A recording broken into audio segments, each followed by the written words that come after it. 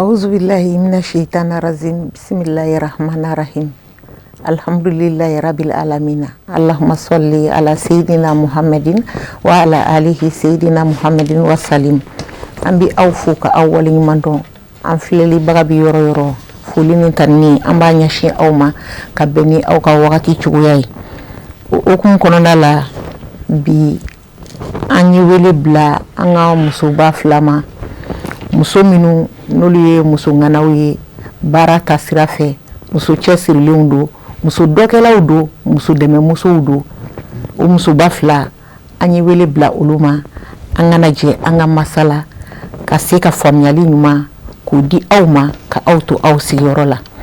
o muso ba folo o be mangurun fe ninta temoko folo e plateau kan wa hakili la mɔgɔ caman fana b'a dɔn jamana kɔnɔ ani jamana kɔ kan iko min y'a fɔ ye cogo min na ka sababuya kɛ a ka baara cogoya ye ni o ye madame Traoré Umu Traoré n'ale restaurant vieille marmite promotrice ye an ye wele bila a ma a ka cɛsiri ani faamuyali min b'a la ani baara min n'a bɛ a la k'o kɛ o baara dɔnniya min b'a bolo ale kɛra mɔgɔ ye min y'i cɛsiri jamana kɔnɔ yan ka mɔnɛ bɔ jamana kɔnɔdenw na restaurant ko sira fɛ a ma dan o fana ma a ye jamana caman yaala ka sababuya kɛ nin baara in ye wa muso min fana don jamana ye waleɲumandɔn fana ta ka ɲɛsin a ma chevalier de l'ordre national don baw mu i n'u la se n'u la somɔgɔw don tɔɔrɔ t'u la ma kodi baasi t'i la baasi foyi tɛ alhamdulilayi an b'i fo an y'i wele jaabi a diyara an ye yani an ka don émission kɔnɔ i bɛ foli di an filɛbagaw ma an bɛ sɔrɔ ka émission daminɛ. Ok, merci Matou. N b'a daminɛ ni an kuntigi tɔgɔ sanumanba in ye donc n bɛ Ala fo n bɛ bangebagaw fo n bɛ n jɛɲɔgɔnw bɛɛ lajɛlen fo n bɛ Sirifula fo n b'a an filɛlibagaw fana fo donc Ala ka bi juma ɲɔgɔn caman yira an na donc ni aw ka weleli sera n ma a diyara n ye donc n b'a ɲini an bɛna baro min kɛ sisan baro in kɔnɔna la kuma fɛn fɛn bɛ bɔ an da kɔnɔ Ala ka barika don a kuma la Ala ka kɛ ladilanni kuma ye donc ni fili yera yɔrɔ min na o bɛ se ka kɛ ne ka fili ye sinon a dabɔlen don walawalali kama baro min bɛ taga ɲɛ kɔrɔ don donc an yɛrɛ ka bolodon bolo kɔnɔna la donc n bɛ Sirifula TV fo kosɛbɛ o la. diyara n ye merci. ayiwa Sirifula TV yɛrɛ bɛ foli kɔlasegin i ma ayiwa an bɛ segin ka na an balimamuso tɔ kelen yɔrɔ la n'ale ye madame Jaliya Keyita ye Keyitala Nikos ale fana ye muso cɛsirilen belebele ye min ye sumanw bayɛlɛmali sira fɛ o muso belebele don Mali kɔnɔ ani Mali kɔ kan Jaliya Keyita Sigasokaw b'a dɔn kosɛbɛ i komi Bamakɔkaw b'a dɔn cogo min na a fana ma dɔn sira wɛrɛ fɛ dɛ suman bayɛlɛmali ani ka se ka suman nafamaw dilan ka di jamana kɔnɔdenw ma a fana ka baara o bɛnnen don o n'a ɲɔgɔnnaw de ma o de la Keyitala Nikos n'i y'ale ko fɔ mɔgɔ caman b'a dɔn wa Jaliya Keyita ale fana ye chevalier de l'ordre national ye Aja salamu alaikum. Wa alaikum salam. Somɔgɔw don Sigasokaw Asi to sila kabakɛnɛ mana Masaku barbar kɔnɔna ayiwa o diyara n ye Masaku barbar bɛ yen an b'i fo i ye wele jaabi a diyara an ye folikan min b'i bolo ka ɲɛsin an filɛbagaw ma yanni an ka don baara kɔnɔ. ok bisimila mina shaitanir rajim bismillahir rahmanir rahim an bɛ Ala fo ka barikada ka tila ka Sirifula fo ka Sirifula baarakɛla bɛɛ lajɛlen fo ka Sirifula ɲɛmɔgɔba yɛrɛ fo n'o ye an ka Ayidara ye an bɛ foli d'a ma kosɛbɛ ka tila ka foli di ni initiateurs ma mɔgɔ min kɛra sababu ye ka ne bila sen kan Ni foli bi an ka jamana yɛrɛ ma. Jamana bɛ gɛlɛya min kɔnɔ an b'a ɲini Ala fɛ hakilina mun talen don ni dɛmɛ de don ka kɛ sababu ye ka an bɔ ni dege ninnu kɔnɔ. Ala k'an dɛmɛ. Ala ka laɲini bɛɛ sabati. An bɛ foli d'aw ma parce que an ma se ka choisir te kana sigi ni kɛnɛ kan. Ni y'an wele i b'a sɔrɔ fɛn dɔ de yira an na k'an heriya. Donc o la an bɛ barika la Alahu Taala ye ka barika la an bangebagaw ye. An baara kɛ jɛkulu n'i y'a ye an fana ye sera nin kɛnɛ kan mɔgɔ de b'an fana kɔ n'o bɛ ka baara kɛ anw ye. Donc n'olu ma se ka baara kɛ ka ɲa anw tɛ tɔgɔ sɔrɔ. Donc an bɛ foli di u bɛɛ lajɛlen ma. An filɛbaga jamaw an lamɛnbaga jamaw an bɛ foli da bɛɛ lajɛlen ma ni kɛnɛ nin bonya kama. Ala k'an kunnaja Ala k'an fara jɔn kunna d'u kan Ala k'a kun cɛ hɛrɛ la Ala ka nafa n'a bɔ a kɔnɔ k'an kisi a baasiw ma. Amin ya rabi. Ayiwa an bɛ aw fo ka aw waleɲuman dɔn. N'i ye mɔgɔ wele n'a y'i ka wele jaabi waleɲuman segin a tigi ma o ye wajibi ye. An bɛ aw fo aw ni ce aw yɛrɛ ye. O kɔfɛ bi an ye aw wele yan ka sababuya kɛ aw bɛ fédération dɔ de kɔnɔna la. O fédération ye Fédération nationale des métiers de l'industrie et de la restauration. Ni o présidente ye Bawumu Traoré, Madame Traoré. Bawumu Traoré bi an y'a wele parce que fédération ale ye fɛn min ye bɛɛ b'a dɔn. Jɛrɛjɛkulu don association caman bɛ ɲɔgɔn sɔrɔ fɛn min kɔnɔ. Aw ka baara bɛnnen don sumanna dilanw ni tobiliw ma. Foyi tɛ kɛ ni adamaden kɔnɔ falen tɛ. N'i y'a mɛn ko diɲɛ yɛrɛ dumuni de don fɔlɔ. Ala kana balo cogo ɲuman tɛmɛ an na. O de la an ye aw wele bi an ka jɛ an ka masala dumuni ɲuman dumuni nafama. Sabula maa dɔ bɛ dumuni kɛ mais i b'a sɔrɔ nafa tɛ dumuni in na i komi i b'a nafa fɛ cogo min. Kuma ka faamuya a faamu cogo la. M'a fɔ dumuni nafantan bɛ yen mais i bɛ fɛn dɔ ɲini dumuni dɔ kɔnɔ i b'a sɔrɔ o t'a kɔnɔ. E mago bɛ kɛ fɛn dɔ la don dɔ la ka don i yɛrɛ fari la dumuni dɔ la i b'a sɔrɔ i bɛ dumuni min kɛ i t'o sɔrɔ a kɔnɔ. Donc n'an ye ɲɔgɔn na faamuya a ka ca la faamuyali bɛ sɔrɔ a kɔnɔ. An b'a fɛ cogo min na a bɛ dilan ten. O de y'a to bi an ye wele bila ka aw wele. Ayiwa yani an ka don kuma yɛrɛ kɔnɔ association in n'o ye fédération ye i ye fédération in ɲɛmɔgɔ ye i bɛ se ka mun de fɔ an ye fédération in kan ani fédération in ka laɲini o fana ye fɛn jumɛn ye.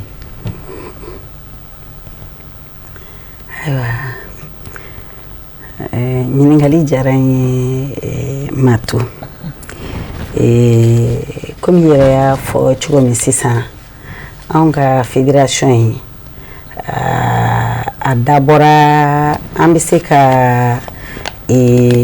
dumuni bayɛlɛmalaw acteurs bɛɛ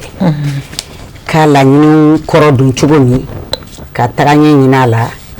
Ayiwa an bɛ dumuniw labɛn fana k'a di mɔgɔ minnu ma k'olu fana ka lafiya ni taga ɲɛ ɲini a la. Donc ni tubabu b'a fɔ o ma développement. Ayiwa fédération in tɔgɔ ye Fédération nationale des métiers de l'industrie de la restauration. Donc industrie de la restauration an bɛ relevé département tutelle min na o ye tagaɲɛ jamana seko ni dɔnko o ministre so an bɛ relevé yen de la nka an bɛ ministre so tɔ bɛɛ lajɛlen nafa kɛrɛnkɛrɛnnenya la ni mɔgɔ ma kɛnɛya ayiwa lafiya tɛ yen. Donc o ko bɛ se ka ɲɛnabɔ cogo min ka organiser acteurs bɛɛ la. N'o bɛ o wele sira dɔ fɛ ko jɔlɔkɔ tubabukan na a bɛ wele ko chaîne de valeur.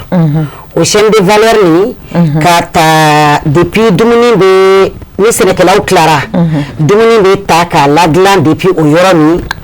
ka a bayɛlɛma ka tila ka na se fo daga kɔnɔ gaso kɔnɔ fo ka taa se kunan kɔnɔ dumuniyɔrɔ la o de bɛ wele ko chaîne de valeur donc o chaîne de valeur in kɔnɔna la a bɛɛ bɛ dumuni ko kɔnɔ n'o o dumuni so belebeleba min kan ka a organisation ɲɛnabɔ donc an y'a hakili jagabɔ an nana ye faso dɛmɛ sira min bɛ yen an k'an fara ɲɔgɔn kan k'an organiser ka kɛ fédération ye donc o de la fédération ni association caman b'a kɔnɔ a dayɛlɛlen don association fɛn fɛn n'i b'i yɛrɛ ye dumuni bayɛlɛma kɔnɔ k'a ta dumuni jalan bayɛlɛmali la ni a bɔra foro kɔnɔ ka n'a bila dumuni bayɛlɛmali la gaso kɔnɔ ka n'a bila dumuni fo ka dumuni di a dunbagaw ma restauration feerelikɛlaw b'o la an ka gaso kɔnɔ dumunikɛlaw b'o la a bɛɛ lajɛlen de concernelen don donc coopérative b'o la togoda coopérative a bɛɛ lajɛlen de concernelen don dumuniko la dibitigiw b'o la café feerelaw b'o la a bɛɛ de b'a la donc fédération ye olu bɛɛ de fara cogo ye ɲɔgɔn kan hakɛ to an bɛ taga ni hakilinaw ye o hakilinaw ninnu ni a bɛ jamana tagaɲɛ kɔrɔ don donc fédération de bɛ se ka kuma état fɛ donc entreprise kelen pe k'e la négocier tɛ se ka na k'a bɛ taa don état kan ni hakilina dɔ ye a kelen ne de y'a la vieille marmite tɔgɔ la o tɛ se ka taga a kelen donc ni fara kɛra ɲɔgɔn kan donc file bɛ fiyɛ sira kelen fɛ donc k'a yira jamana ɲɛmɔgɔw la anw bɛ se ka nin kɛ anw bɛ se ka nin kɛ donc an bɛ jamana dɛmɛ jamana ka tagaɲɛ la nin na donc olu kumaɲɔgɔnya kɔnɔna la ni an mago bɛ min na o fana bɛ fɔ jamana ye jamana bɛ se k'an dɛmɛ min na an ka tagaɲɛ kɔrɔ don dumuni baara in b'o de la mais comme bi thème de kɛnɛya dumuni jɔyɔrɔ jumɛn bɛ adamadenya kɛnɛya tagasira la adamadenya sinsinna tagabolo la donc bi thème b'o kan alimentation et le mieux-être public donc nin thème in walakalen don a bɛ bɛɛ lajɛlen de concerné anw ka ministre so dɔrɔn tɛ parce que anw ka ministre so ye art culture ani tourisme donc tourisme culinaire anw bɛ se ka kɔrɔdonni kɛ n'o sira de ye donc o de la an bɛ nin plateau kan bi fédération yi ka hakilina minnu b'a la objectif minnu b'a la baro kɔnɔna la donc n bɛna olu yɔrɔw walawala ni ala sɔnna ma donc an b'i fo k'i waleɲuman dɔn an b'a ɲɛsin Jaliya ma madame Jaliya e bɛ se ka mun de fɔ an ye dumuni a nafama kan dumuni n'a nafa i bɛ se ka mun de fɔ an ye o kan dumuni jɔyɔrɔ adamaden farikolo la ou bien dumuni nafa adamaden farikolo la. ok o ɲininkali diyara n ye kosɛbɛ Matu bi an bɛ yɔrɔ min na bi n'i y'a ye ko buna adamaden ka kɛnɛ dumuni de b'o nafa s'an ma parce que diɲɛlatigɛ dagamu fɔlɔ ye kɛnɛya de n'o t'i bolo kɔrɔ i ka foyi ma ɲi dumuni de jɔyɔrɔ belebele de bɛ buna adamaden ka kɛnɛya la donc o hukumu kɔnɔ bi an kan k'an jija k'an fara ɲɔgɔn kan komi présidente y'a fɔ cogo min mɔgɔ kelen tɛ se o kɔrɔ parce que dumuni nafa tɛ se ka fɔ ka ban nafa de b'a daminɛ foro kɔnɔ fo ka taa bila assiette kɔnɔ o la i bɛ dun ka fa ye k'a sɔrɔ i farikolo ma lafiya maintenant a ka d'an ye i ka fitinin dun vitamine dɔ de bɛ farikolo jɛ k'i joli sira jɛ fo o de ka se ka sɔrɔ dumuni kɔnɔ mais mɔgɔ caman bɛ yen o b'a ɲɛna ko dun ka fa ye dumuni de don mais dumuni bɛ yen dumuni bɛ yen ni o ma walawala mɔgɔ ye o tɛ se k'a faamuya dumuni complémentaires bɛ yen olu kan ka ɲini k'a faamuya ka sɔrɔ sisan k'o intégrer anw yɛrɛ ka taabolo la parce que fɔlɔ o tun b'a la mais sisan ɲina de kɛra olu kɔ n bɛ exemple di k'a daminɛ dumuni nafaman caman ye sɔ ninnu b'o la de wanzo n'o ye tigɛnikuru olu b'o la soja ninnu k'a ta ka légume karɔtiw ni hali filaburu wosobulu ninnu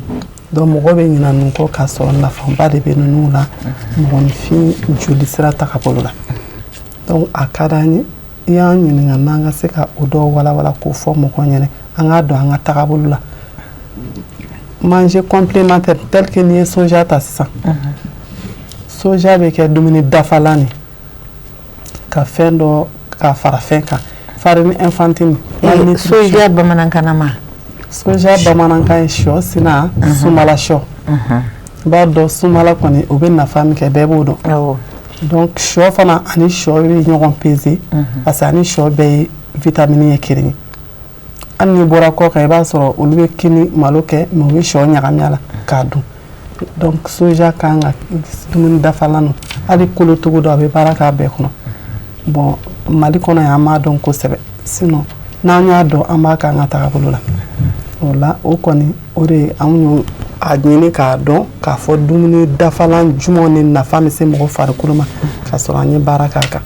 donc jamana kan ka wuli k'a jɔ o baara ninnu kɔnɔ pour que i ye assiette fa ka dun cɛ ninnu mais cuillère ɲɛ fila b'i nafa ka tɛmɛ assiette falen kan. ayiwa an b'a dɔn e ye suman bayɛlɛmala ye i bɛ fɛn caman bayɛlɛma i yɛrɛ fana y'a yira an na sisan k'a fɔ ko fɛn dɔw bɛ yen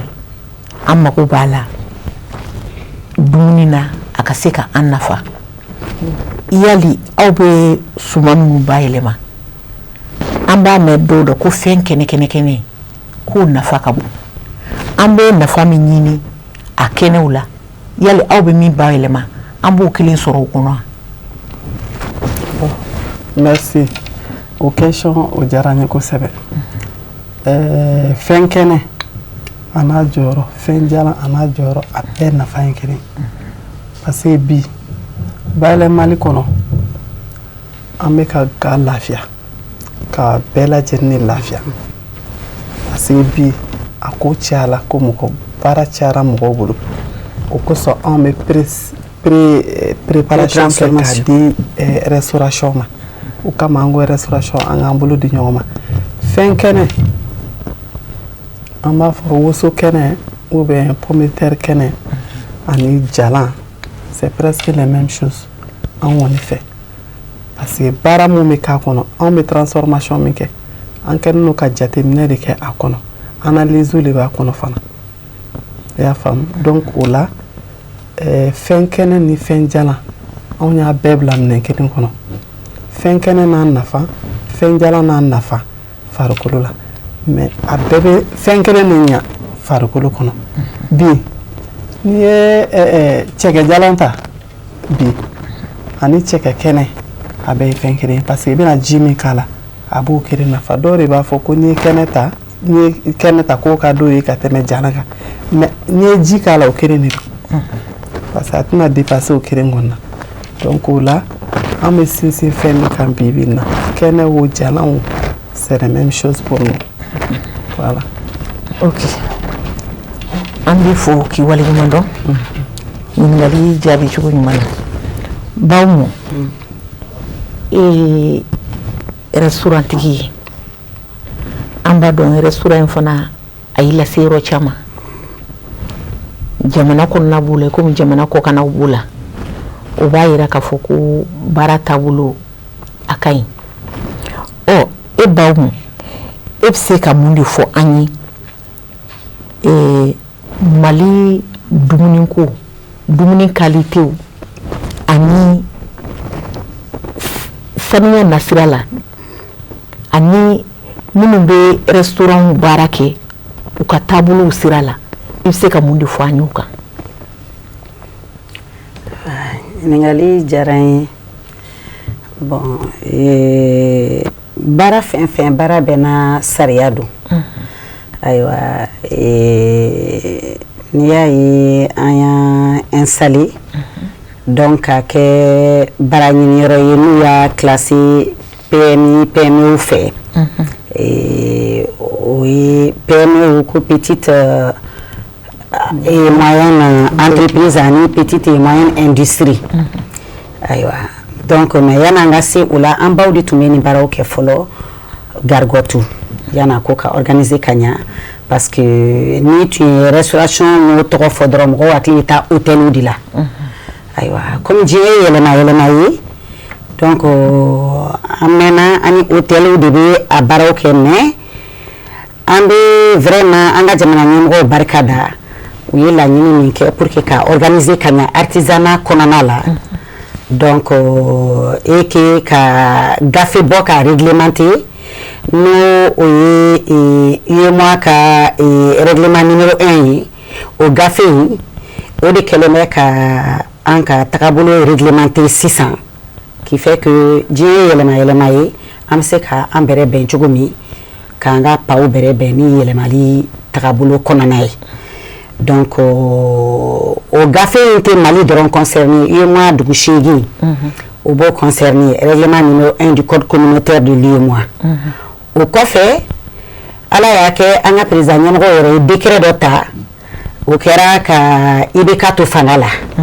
au décret tara minna filimani décret tara 2018 aywa donc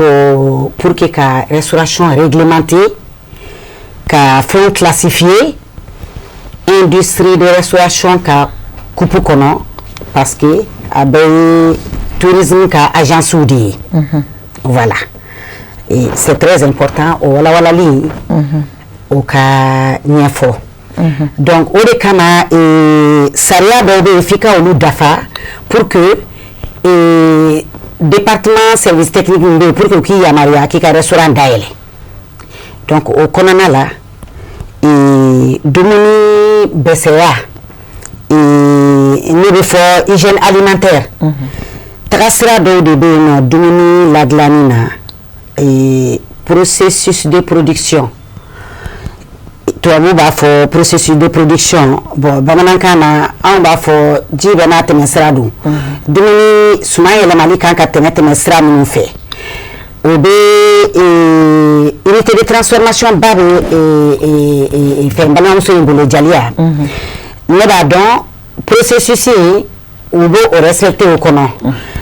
et pour que domini jeya na BCA parce que domini est fin de avait touché adamadia kenaya la yoroni kili donc à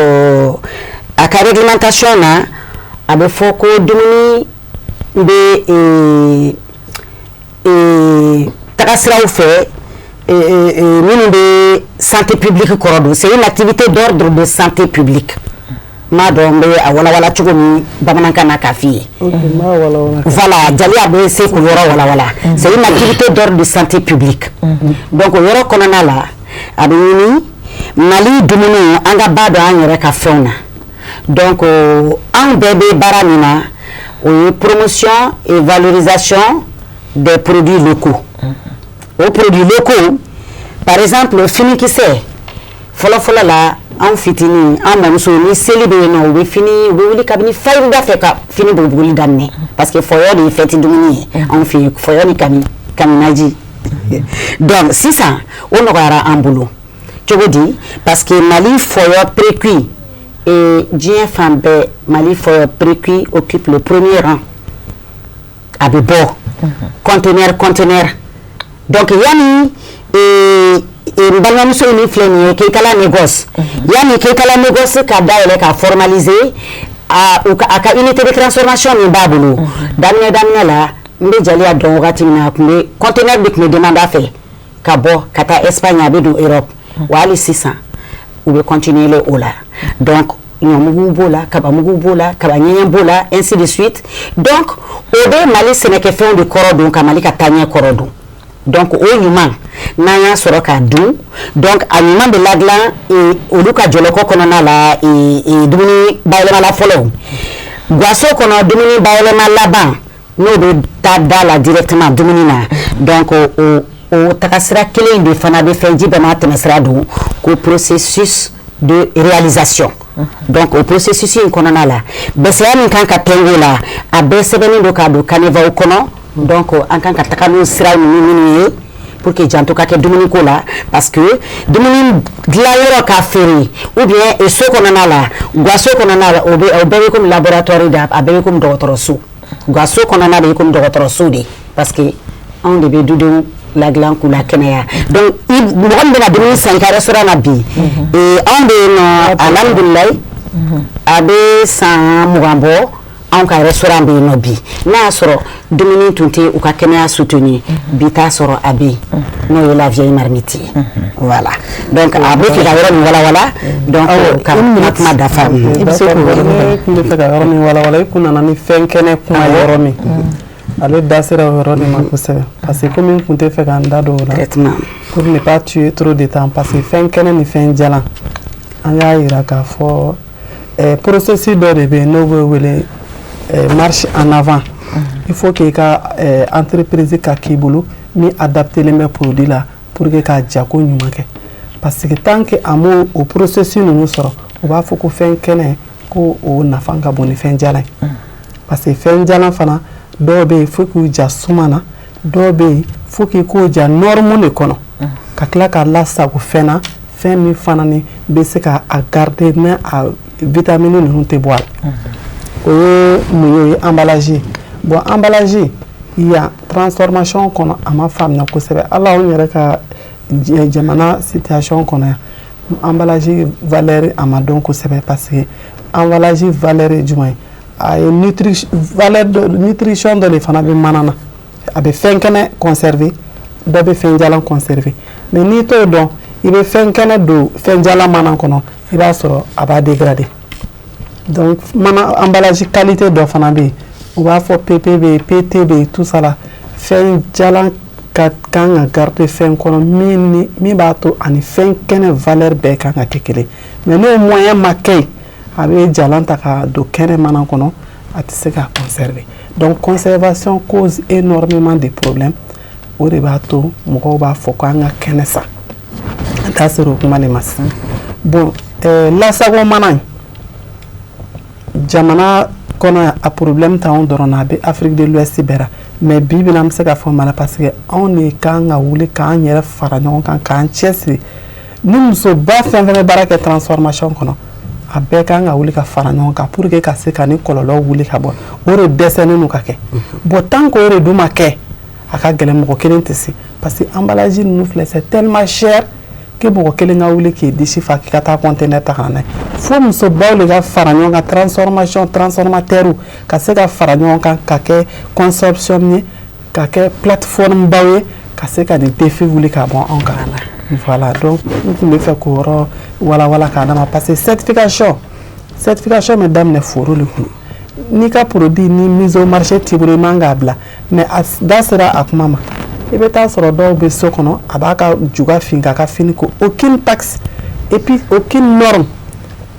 a bɛ bɔ n'a ye k'a feere ale bɛ sugu la anw fana bɛ nɔ or que anw bɛ taa yɔrɔ sara ka tila ka matériel wari don matériel la les matériels ont besoin d'amortissement i b'olu bɛɛ kɛ mais n'i m'olu k'u fara produit kan i ka produit wari bɛ gɛlɛya maliyɛn tɛ se k'a san donc o la an b'a ɲini mɔgɔw ka se ka lafaamuyali sɔrɔ baara ninnu kɔnɔ et que ka se tuguni ka entreprise bila de catégoriquement pour que produit o ka norme ninnu fana ka se ka respecter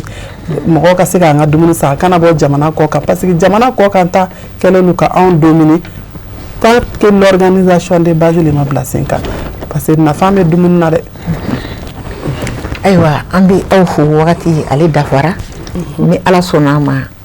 an bɛna ɲɔgɔn sɔrɔ yan don n'a nataw la folikan b'i bolo walasa ka émission kun cɛ. ayiwa bi foli kɔni o ye aw yɛrɛ ta ye parce que aw mun sera k'an wele ka na sigi kɛnɛ kan ka se ka nin hakilina nin fɔ bɛɛ ka se ka taa tɔmɔta sɔrɔ a kɔnɔ parce que bi an bɛ ka kuma min kɛ bi bɛɛ de bɛ dɔɔnin tɔmɔ a kɔnɔ hali ni ma caman tɔmɔ hali n'a kɛra 1 ni 2 a b'o nafa donc a ka di anw ye an ka foli ma segi kɛ aw yɛrɛ ye ayiwa an bɛ jamana yɛrɛ situation an bɛ foli kɛ jamana kuntigi ye ka foli kɛ an ka serifuba yɛrɛ ye a ka halisa a ka dugawu kɛ nin ko nin na parce que dumuni nin ye fɛnba ye bɔrɔ falen o bɛ jɔ mais ni bɔrɔ ma fa a tɛ se ka jɔ a ka gɛlɛn donc bɔrɔ fana falen fa ka kɛ nafama ye donc an b'a ɲini anw yɛrɛ ka hali migration mɔgɔw fɛ k'a ɲini an yɛrɛ ka entrepreneur baba ninnu fɛ o ka se k'o bolo de di sɛnɛkɛlaw ma ka bolo di transformation ma an ka se ka fara ɲɔgɔn kan pour que nin bɛ se ka kɛlɛ cogo min na au lieu de millions ni milliards ka taa conteneur 60 cɛ ka bɔ tɔn kan ka na n'a ye ka produit chimique cɛ ka na mun b'anw yɛrɛ bolo kɔrɔ anw bɛ se cogo di ka bolo di ɲɔgɔn ma pour que k'o valoriser o fana ka se ka bɔ yan ka taa kɔ kan. Merci. An b'i fo. Bon. Ayiwa. Bɛ fo. Folikan tɛ bolo. Jaliya bɛ folikan min bɛ ne bolo bon folikan tɛ mais wele-welema da don ka an kana sama an ka ɲɛmɔgɔw ma c'est pour ka Jaliya ka kuma compléter anw bɛ k'a ɲini ka an fara ɲɔgɔn kan nin kɛnɛ in ye walawalali kɛnɛ ye donc mais ala an yɛrɛ minnu kan ka fara ɲɔgɔn kan pour que ka tagaɲɛ in soutenir jamana kɛnɛya o bɛ musow bolo u ka so kɔnɔ donc an tɛ yan ko restauration plateau dɔrɔn kan jamana dun ka fa donc nin fana ye an ka contribution dɔ ye jamana ka sécurité ko la an bɛ Mali sécurité min ɲinini bi dun ka fa a y'a fɔ donc dumuniko jɔyɔrɔba de bɛ kow la dumuniko jɔyɔrɔba de bɛ jamanadenw ka kɛnɛya la donc mais anw bɛ se ka contribuer ka taa ni an ka jɛrɛjɛkuluba ye fédération ye objectif ye cogo min komi wagati corona ma se ka objectif kalan k'a fɔ mais an ka objectif numéro 8 an bɛ baara fɛn fɛn minnu na c'est pour que ka jamana an baarafɛnw valoriser donc aujourd'hui bɛɛ b'a dɔn k'an ka segin an yɛrɛ ma bolo bɛ se ka don consommer local de kɔrɔw la consommer local anw ka dumuniw ni hali tobili kɛcogo formation sisan formation de bɛ don fɛnw na o tobili kɛcogo donc ni denmisɛnninw formera k'a fɔ ko na ɲuman bɛ se ka tobi sisan yɛrɛ an bɛ samiya la zɔfɛnbulu kɛnɛ bɛ yen zirabulu kɛnɛ bɛ yen gan kɛnɛ bɛ yen bɛ an ka sunbala ni datu o ɲɔgɔn mu tarde tɛ diɲɛ kɔnɔ yanni fɛn wɛrɛw ka na ka ta ka k'a la min bɛ se ka kɛ mɔgɔw ka kɛnɛya kaselikun ye o de kama o fana bɛɛ bɛ anw bɛ fɛ ka contribuer fɛn caman de la anw ka jɛlɛkulu objectif ye objectif 12 ye objectif 12 don wɛrɛ komi u y'a fɔ cogo min an bɛ ɲɔgɔn sɔrɔ yan an bɛ walawala an b'a ɲini vraiment ɲɛmɔgɔw an bɛ cɛsiri la mais an bɛ fɛ u k'an dɛmɛ anw kelen tɛ se anw ye contribuable de ye comme n y'a fɔ cogo min an bɛ contribuer n'u ye jamana tagaɲɛ sirabaw minnu di donc anw bɛ se ka min kɛ an nana ka olu de ɲɛfɔ donc wagati surunyara kojugu sinon walawalali caman de b'an kɔnɔ min ye dumuniko taabolo ye kɛnɛya tɛ taa dumuni kɔ donc ni awɔ donc ne ye en tout cas n bɛ Sirifila fo n bɛ an ka Sirifiba fo n'o ye madame Ayidara ye donc n bɛ foli di ɲɛmɔgɔw bɛɛ lajɛlen ma Ala ka Mali basigi Ala ka Mali basigi donc anw kɔni anw de baara la aujourd'hui ni mɔgɔ min bɛ fɛ ka fédération contacter donc numéro de téléphone aw bɛ se ka weleli kɛ 76 30 33 00 la donc ni min bɛ fɛ ka adhérer fédération in na fana association minnu bɛ fɛ ka adhérer ani unité de transformation alimentaire baw minnu bɛ fɛ ka adhérer donc u bɛ se ka an wele an bɛ kunnafoni d'u ma. Ayiwa an bɛ aw fo aw waleɲuman dɔn k'a fɔ faamuyali sɔrɔla kumakan ninnu na sabula balo dumuni ale ye adamadenya jɔsen belebele ye ni adamaden i bɛ fɛn o fɛn min kɛ a k'a sɔrɔ fɔlɔ kɔnɔbara in de girinyalen don ale de bɛ bɛn sabati du kɔnɔ ale de bɛ adamadenw surunya ɲɔgɔn na ale de bɛ hali kɛlɛ fana dɔgɔya du kɔnɔna la donc fɛn bɛɛ bɛ dun ka fa in bolo wa dun ka fa in fana a ɲumanama de ko don min bɛ se ka adamaden nafa o de la bi émission an y'an ɲɛsin ale ma ayiwa aw bɔra sisan fana ka faamuyali sɔrɔ kumaw kɔnɔna la sabula an bɛ bɔ wagati min na n'o ye samiya wagati ye samiya wagati nin ka kan ka kɛ muso bɛɛ nisɔndiya wagati ye nin ka kan ka kɛ muso bɛɛ ka cɛsiri wagati ye ka se ka mɔnɛ sama ka bɔ i ka dukɔnɔmɔgɔw la ka se ka i ka dukɔnɔmɔgɔw la nisɔndiya ni baloko ye gan kɛnɛ b'a kɔnɔ nugu kɛnɛw b'a kɔnɔ a fɔra cogo min na sunbalaw ni datuw nin bɛɛ y'an ka dumuni diyalaw ye an ka hakili to an yɛrɛ la dumuni dun ka fa in bana b'ale de fɛ komi kɛnɛya b'a fɛ cogo min ayiwa ni hali fɛn ma se ka kɛ wallahi ni sera k'i cɛ dɛmɛ ka dumuni duman d'a denw ma ka dumuni sanuman d'a denw ma ka dumuni nafama di dukɔnɔdenw ma wallahi dɔ b'a ka ordonnance sɔngɔ la donc muso anw ni mɔgɔ tɛ an ti yan foyi kama dilanli kɔ komi émission tɔgɔ b'a fɔ cogo min na du ani denbaya o tuma na muso an ka hakili to ni yɔrɔw la an k'an cɛsiri muso cɛsirilen cɛ b'i diya